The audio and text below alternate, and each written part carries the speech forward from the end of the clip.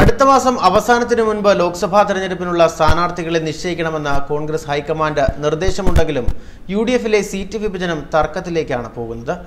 കക്ഷികളുടെ എണ്ണത്തിൽ ഗണ്യമായ കുറവുണ്ടെങ്കിലും സീറ്റുകൾക്ക് പുതിയ ആവശ്യവുമായി കക്ഷികൾ രംഗത്ത് വന്നതാണ് യുഡിഎഫിനെ ഇപ്പോൾ കുഴയ്ക്കുന്നത്. കഴിഞ്ഞ തവണത്തെ ധാരണ പ്രകാരം സീറ്റുകൾ വിഭജിച്ച് തെരഞ്ഞെടുപ്പ് പ്രവർത്തനങ്ങളിലേക്ക് പോകാമെന്ന് കരുതിയെങ്കിലും കേരള കോൺഗ്രസ് പുതിയ ആവശ്യവുമായി രംഗത്തെത്തിയത് യുഡിഎഫിനെ കുഴയ്ക്കുന്നുണ്ട്. ഇക്കുറി ലോക്സഭയിലേക്ക് തങ്ങൾക്കും സീറ്റ് വേണമെന്ന ആവശ്യമാണ് അവർ ഇപ്പോൾ ഉന്നയിച്ചിരിക്കുന്നത്. കോട്ടയം, ചാലക്കുടി ഇവയിൽ ഏതെങ്കിലും ഒരു സീറ്റ് തങ്ങൾക്ക് കിട്ടണം എന്നാണ് ആവശ്യം. കഴിഞ്ഞ തവണ മത്സരിച്ച ഒരു കക്ഷി മുന്നണിയിൽ നിന്നും വിട്ടുപോയ സാഹചര്യത്തിൽ തുടക്കം മുതൽ യുഡിഎഫിന്റെ ഭാഗമായിരുന്ന തങ്ങൾക്ക് ഒരു സീറ്റിന് അർഹതയുണ്ടെന്നാണ് ജേക്കബ് ഗ്രൂപ്പിന്റെ ഇപ്പോഴത്തെ നിലപാട്. ഇന്ന് ചേരുന്ന യുഡിഎഫ് യോഗത്തിൽ ഇവർ ഇക്കാര്യം ശക്തമായി ഉന്നയിക്കുകയും ചെയ്യും. മുന്നണിയിൽ ചെറുകക്ഷികളുടെ കൂട്ടത്തിലാണ് ജേക്കബ് വിഭാഗം വരുന്നത്. കഴിഞ്ഞ നിയമസഭാ തെരഞ്ഞെടുപ്പിൽ പോലും അവരുടെ സീറ്റുകൾ കോൺഗ്രസ് പിടിച്ചടക്കുകയാണ് ഉണ്ടായത്.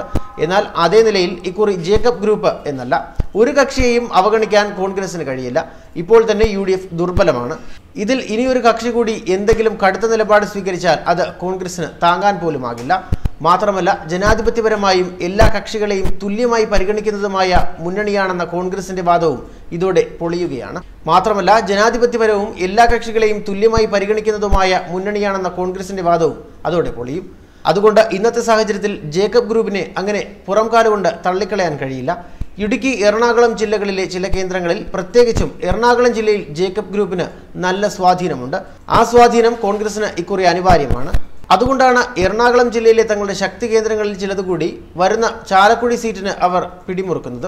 എന്നാൽ ചാലക്കുടി എന്ന ഒരു സീറ്റ് മാത്രം മുന്നോട്ട് വയ്ക്കാതെ ഓപ്ഷനുകൾക്കായാണ് കോട്ടയവും ഇടുക്കിയും കൂടി ആവശ്യപ്പെട്ടിരിക്കുന്നത്. മുന്നണിയിൽ വർഷങ്ങളായി സജീവമായി നിൽക്കുന്ന തങ്ങൾക്ക് എന്നും അവഗണന മാത്രമേ ഉണ്ടായിട്ടുള്ളൂ എന്നാണ് അവരുടെ പരാതി. അതേസമയം ഇടതുമുന്നണി വിട്ടുവന്നപ്പോൾ RSPയെയും വീരേന്ദ്രകുമാറിനെയും സിറ്റിംഗ് സീറ്റുകൾ പോലും നൽകാൻ തയ്യാറായാണ് കോൺഗ്രസ് സ്വീകരിച്ചത്. അങ്ങനെ സ്വീകരിച്ച് ഒരിടത്തുമില്ലാതിരുന്നപ്പോൾ എല്ലാ പിന്തുണയും നൽകിയിട്ട് പോലും വീരേന്ദ്രകുമാർ മുന്നണി വിട്ടുപോയി. കഴിഞ്ഞ തവണ ഒരു സീറ്റിൽ അവരാണ് മത്സരിച്ചത്. അതിനു പകരം തങ്ങൾക്ക് ഒരു സീറ്റ് നൽകിയാൽ മതിയെന്നാണ് ജേക്കബ് ഗ്രൂപ്പിന്റെ ആവശ്യം. എന്നാൽ ഇതിന്റെ പേരിൽ വീരേന്ദ്രകുമാർ നാണംകെട്ട പാലക്കാട് തങ്ങൾക്ക് വേണ്ടതില്ലെന്നും അവർ അടിവരയിടുന്നു. ഇന്ന് യുഡിഎഫ് യോഗം ചേരുന്നത് തന്നെ സീറ്റ് വിഭജനത്തിൽ ഒരു അന്തിമ രൂപം ഉണ്ടാക്കാനാണ്. ലീഗിന് പതിവ് പോലെ 2 സീറ്റ്, മാണി വിഭാഗത്തിനും RSPക്കും ഓരോ സീറ്റ്, ബാക്കി 16 കോൺഗ്രസ് എന്നായിരുന്നു കണക്കുകൂട്ടൽ. എന്നാൽ ഒരു സീറ്റ് കൂടുതൽ വേണമെന്ന ആവശ്യം ലീഗിന്റെ ഭാഗത്തു നിന്നുമുണ്ട്. ഇതിനു പുറമെ ഇടുക്കി വേണമെന്ന പഴയ ആവശ്യം മാണി ഗ്രൂപ്പിനുമുണ്ട്. അതിന് പുറമെ ജേക്കബ് വിഭാഗത്തിന്റെ സീറ്റ് ആവശ്യവും ഇടതുമുന്നണിയുടെ സീറ്റ് വിഭജനം അത്ര സുഗമമായി അവസാനിക്കുന്നതിന് തടസ്സമാകും.